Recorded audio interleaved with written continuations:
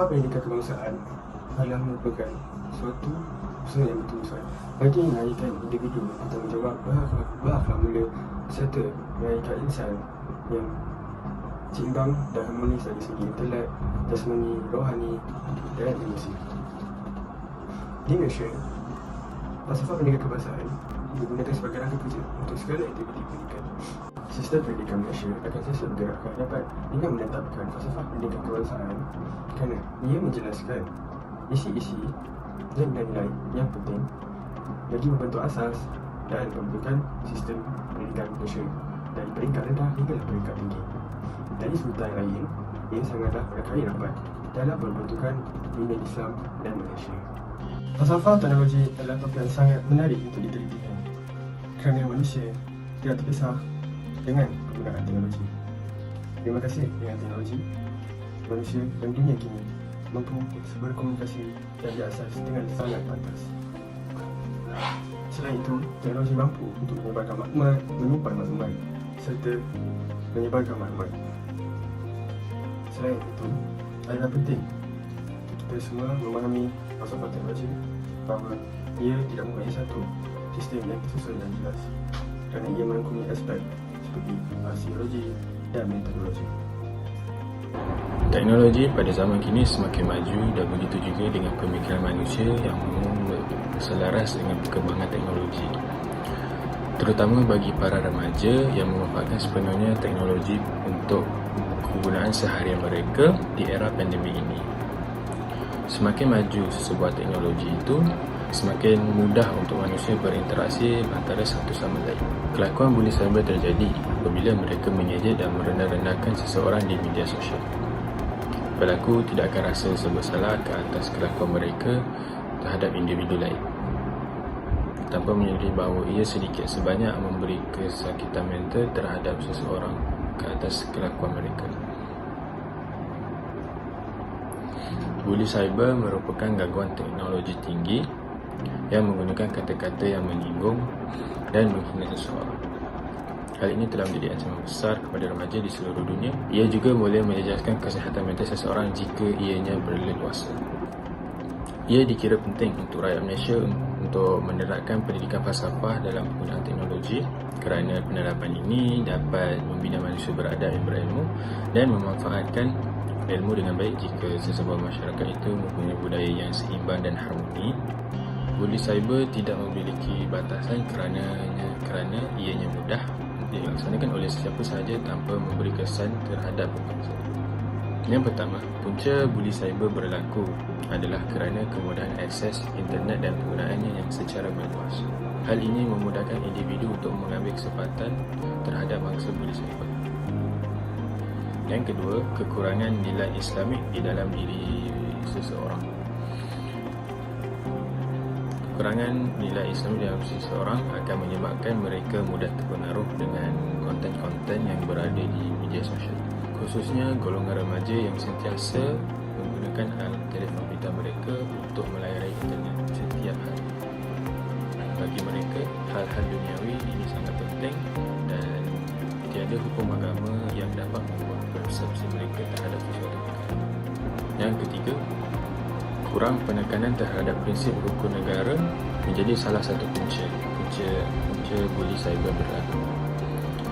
Kesopanan dan kesusilaan antara isi yang terdapat dalam rukun negara, ianya adalah kesantunan bahasa melalui percakapan dan ia amat dititik beratkan di kalangan rakyat Malaysia.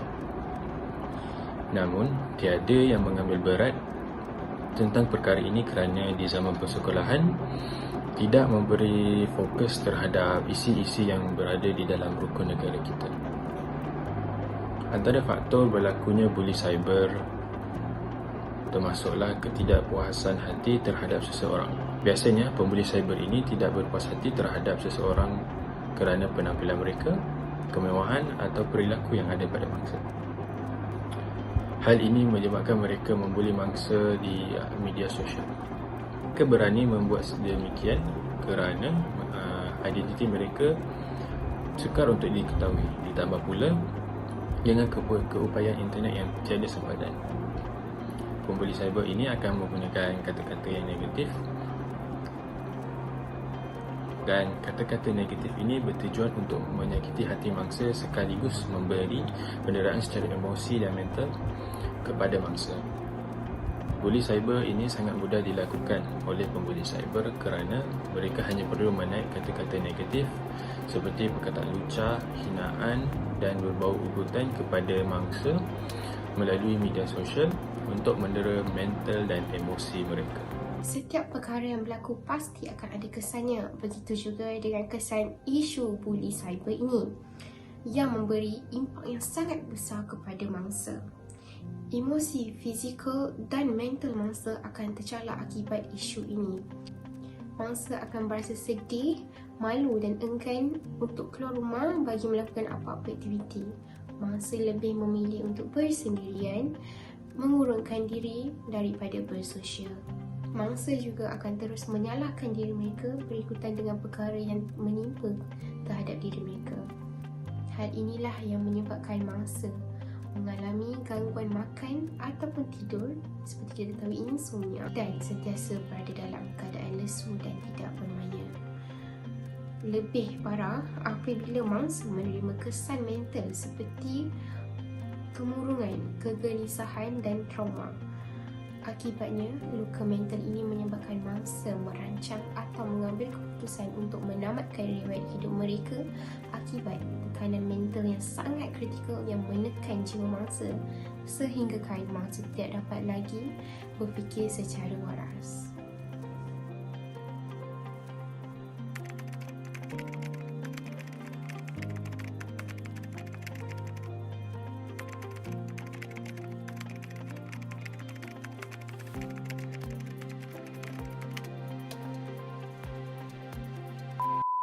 Pada 2019, telah terjadinya kes pembulian cyber ke atas diri anda. Boleh anda cerita serba sedikit tentang apa yang berlaku? Pada tahun 2019, telah terjadinya satu pengalaman pada diri saya yang sukar untuk saya lupakan. Tanpa disedari, saya telah menjadi salah satu mangsa buli cyber ini dan saya mendapat berita yang saya telah menjadi bahan untuk ditularkan dan diperkatakan oleh seseorang melalui platform media sosial ini. Apakah perasaan anda selepas dimalukan dan ditularkan di media sosial oleh individu tersebut? Saya berasa sedih dan takut dalam satu masa kerana saya tidak tahu apa yang saya telah buat sehingga seseorang itu benci pada saya. Saya takut untuk keluar rumah untuk menghadapi orang di sekeliling saya atas apa yang telah berlaku pada masa itu. Saya hanya mampu berdiam diri dan berasa tertekan dengan keadaan sekeliling saya sehingga sampai satu tahap saya ingin mengambil bahan terlarang itu. Apakah tindakan yang anda ambil? Sejujurnya saya tidak berbuat apa-apa disebabkan kebutuhan pada masa itu. Mujur ada rakan dan ahli keluarga saya yang membantu saya melaporkan isu ini kepada pihak berkuasa. Saya baru mengetahui pada masa itu negara kita ini mempunyai undang-undang yang melindungi isu cyberbully ini daripada berleluasa. Adakah emosi anda ketika itu terjejas dan masih terjejas sehingga ke hari ini?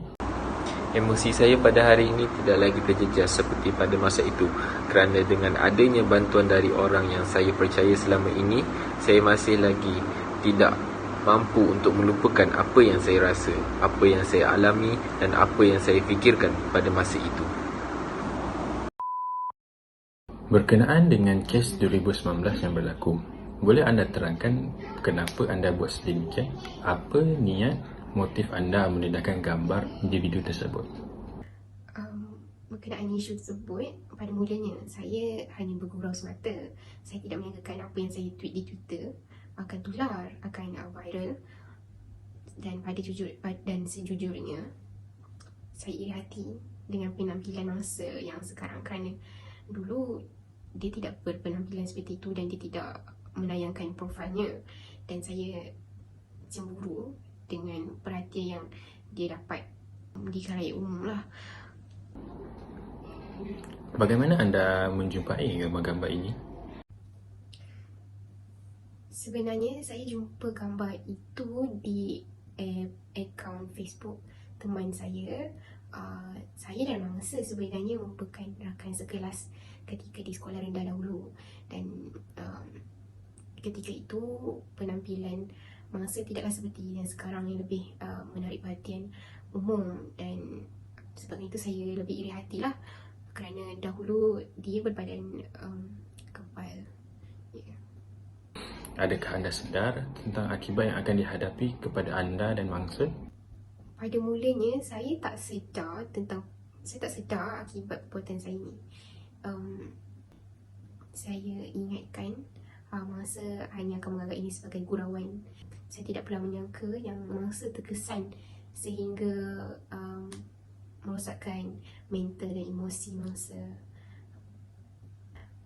Pada tahun itu juga tindakan oleh pihak berkuasa juga telah diambil kepada saya dan saya telah mendapat hukuman.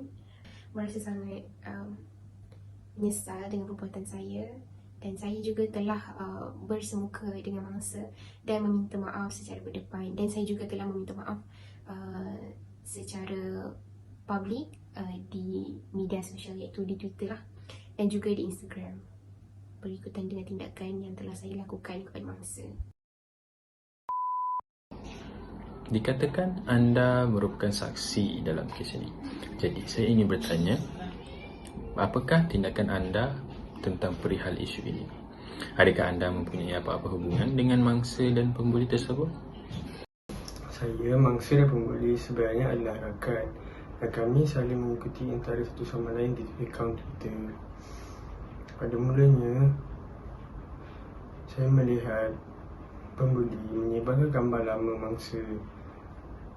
Namun saya pun retweet kerana saya beranggapan bahawa semuanya adalah gurauan.